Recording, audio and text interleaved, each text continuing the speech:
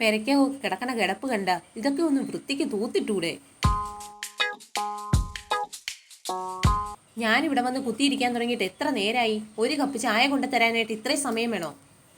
ഇന്നാ അമ്മേ ചായ.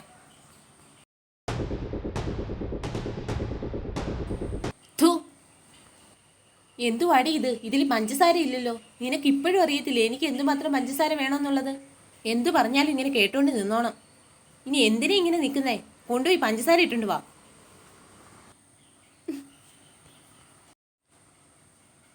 എന്ത് ചെയ്യാനാ? ഇങ്ങനെ ഓരോന്നിനെയൊക്കെ കെട്ടിക്കൊണ്ട് വരും. വീടിനോ വീട്ടുകാർക്കോ ഒരു പ്രയോജനവും ഇല്ല.